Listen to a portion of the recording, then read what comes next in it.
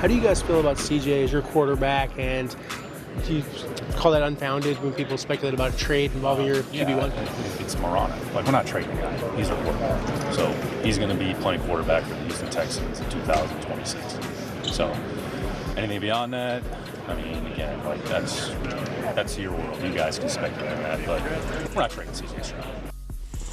You know what? I'd like to play that again. I want to tell you something. Yeah. I've never noticed it in all the times that we've talked to him, that we've heard him. Yeah. That was Belichick.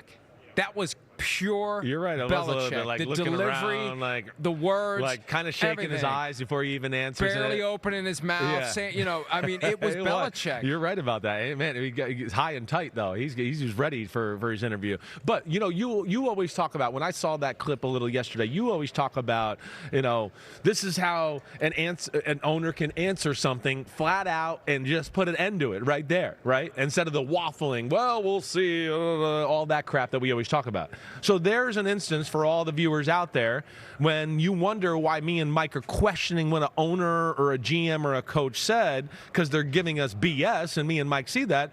That's how you answer something to shut it all up. That's what you do.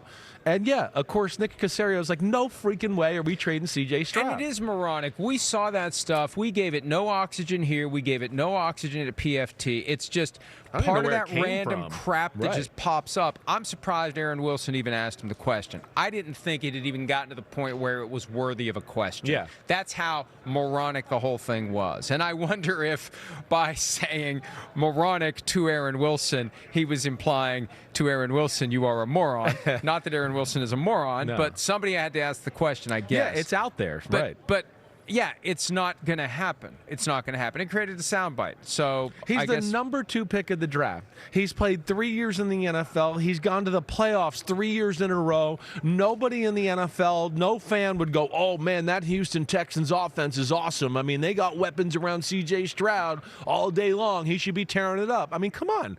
It's been poor offensive line play in year 2 and year 3. Now, has he been perfect? No. Year 1, he was phenomenal. Phenomenal. One of the best rookie seasons we ever saw in our life. Year 2 was solid. It was just solid, right? It wasn't as good. And to the extent there was a dip, Bobby Slowick's the one who got the blame for it. The offensive line obviously was a disaster because they got rid of all of them. Right, exactly. So you got that. And then year 3, he deals with a concussion that was pretty brutal, and it was a meh year.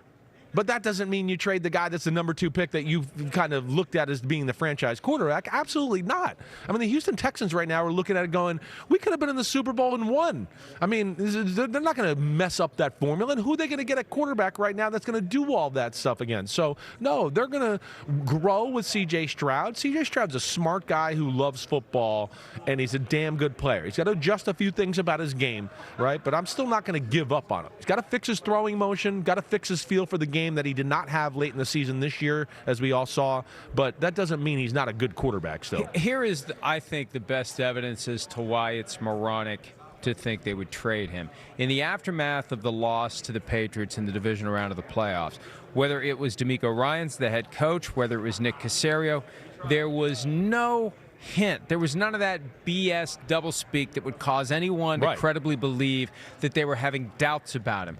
The idea that you would trade a guy flows from comments made in the aftermath of a season-ending loss that would get people thinking, it's kind of weird how they that's kind of weird how they responded to that. There was nothing in anything anyone said from the Texans to suggest that there was any reason to think that they were having any doubts about C.J. Stroud. No. So if they were having any doubts, they would have took him out of the game. And that's true, right? I mean, that's one of the reasons why they didn't.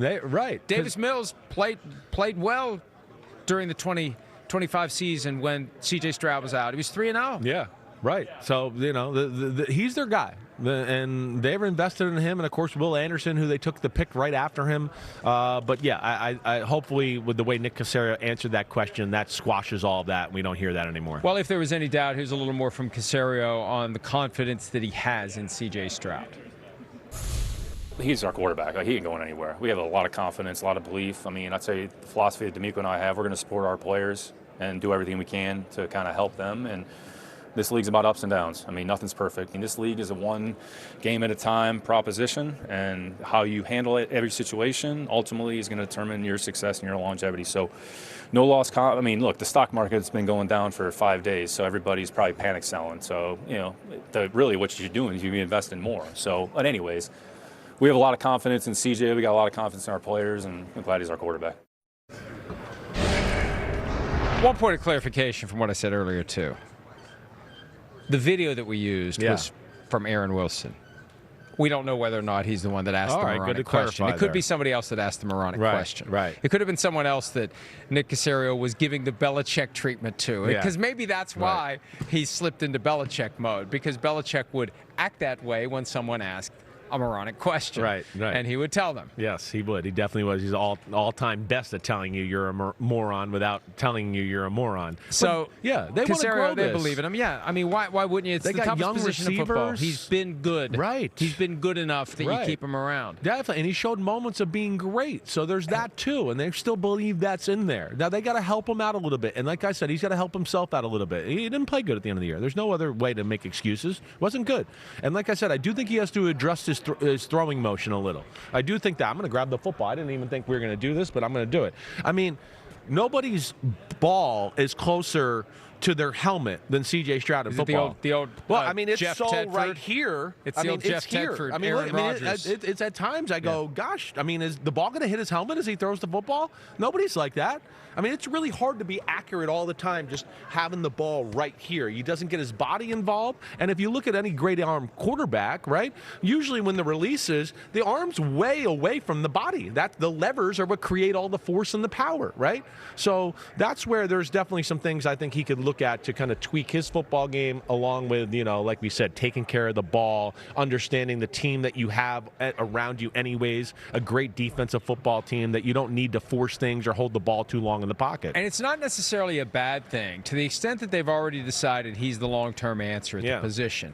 For him to have a rough ending to the season as he's going into the first offseason when he's eligible for a second contract, because it's not like he's going to be banging on anyone's door saying, I want $60 million a year. Definitely not. You're right. So this allows them to keep him without having to do a contract that they may regret. And the old natural if this does continue. Hot poker right by your butt because you didn't play good, and if you want this big money, you better get going this offseason, get out there. right? Yeah, and so I think that's where we're at. And so they've got him under contract for 2 more years if they pick up the 5th-year option, and they will. And they don't feel the compulsion now to give him one of those market level that we've seen too many times. Well, he's the next guy up for a contract, and we're going to make him the highest paid quarterback in the NFL because that's how it works.